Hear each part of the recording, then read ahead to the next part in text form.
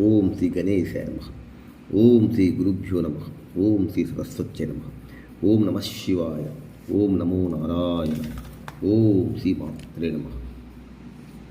ఆది మధ్యంతరహితుడు వేదాంత వేద్యుడు, ఆ గరళకంఠుడు, ఆ జంగమయ్య, ఆ కైలాసపతి. ఒక్కసారి మనం ఆదర్శ హిందూ గృహం, ఒక హిందూ గృహం ఎలా ఉండాలి ఒక్కసారి మనం గమనించినట్లయితే ఖచ్చితంగా ఇంటిపై ఓంకార చిహ్నం కానీ కాషాయ జెండా ఉండాలి. ఇంటిలో భరతమాత చిత్రపటం ఉండాలి. ఇంటి ముందు ఉదయము సాయంత్రం ఖచ్చితంగా నీళ్లు చల్లి ముగ్గులు వేయాలి. పూజా గదిలో ఉదయము సాయంత్రం తప్పనిసరిగా దీపారాధన చేయాలి. ఇంటిలో తులసి చెట్టును తప్పక పెంచాలి. రోజు పూజించాలి. సూర్యోదయానికి పూర్వమే నిద్ర లేవాలి. కుడివైపు నుండి లేవాలి.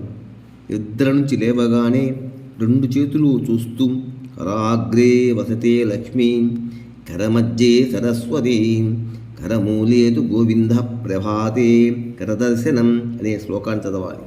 నిద్ర నుంచి ఖచ్చితంగా లేస్తూ రెండు అరచేతులు చూస్తూ ఈ శ్లోకాన్ని ఖచ్చితంగా అందరూ చదవాలి. నిద్ర లేచిన వెంటనే పాదములు నేలపై ఉంచినప్పుడు భూమాతను ప్రార్థిస్తూ సముద్ర వసనే దేవి పర్వతస్తనమండలే విష్ణుపత్ని నమస్తుభ్యం పాదస్పర్శం క్షమస్వమే అనే శ్లోకాన్ని లక్ష్మీదేవిని ఖచ్చితంగా స్మరిస్తారు. గంగే చ యమునే జగ గోదావరి సరస్వతి నర్మదే సింధు కావేరియో జలేస్మిన్ సన్నిధిం కురు అని శ్లోకం చెప్పుకుంటూ స్నానం చేయాలి. ఇవన్నీ పుణ్యనదులు కదా. కాబట్టి గంగా నది కానీ యమునా నది కానీ ఇవన్నీ కృష్ణా, గోదావరి, సరస్వతి, నర్మదా, సింధు, కావేరి ఈ నదుల పేర్లు చెప్పుకుంటూ స్నానం చేయాలి. ఖచ్చితంగా నుదుటిపై తిలకం కానీ కుంకుమ కానీ విభూతి కూడా పెట్టుకోవాలి.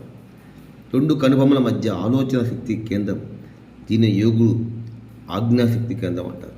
శివనేత్రం అనగా మంగళకరం ఆలోచన కేంద్రం అని కూడా అంటారు. సింధూరాన్ని ఖచ్చితంగా తిలకముగా ధరించడం వలన ఆలోచన శక్తి, మంచి ఆజ్ఞాశక్తి కూడా వృద్ధి చెందుతాయి. హిందూ ధర్మంలో ఏదైనా శుభకార్య సమయంలో నుదుటిపై తిలకం ఉంచుతారు, గమనించాలి. ఈ కాలంలో ఫ్యాషన్ కొద్దీ ఆడవాళ్ళు కనీసం కుంకుమ పెట్టుకోరు, బొట్టు పెట్టుకోరు, సరిగా గాజులు కూడా వేసుకోకుండా ఉంటారు. కానీ చాలా తప్పు. హిందూ సాంప్రదాయ ఖచ్చితంగా మగవాళ్ళైతే ఖచ్చితంగా విభూతి పెట్టుకోవాలి. ఆడవాళ్ళు ఖచ్చితంగా నుదుటిపై తిలకం లేదా కుంకుమ ఖచ్చితంగా పెట్టుకోవాలి. అప్పుడే వాళ్ళ మాంగళ్యం వృద్ధి చెందుతుంది. స్నానాంతరం సూర్యభగవాన్ని ఖచ్చితంగా ఈ శ్లోకాలతో స్మరించాలి.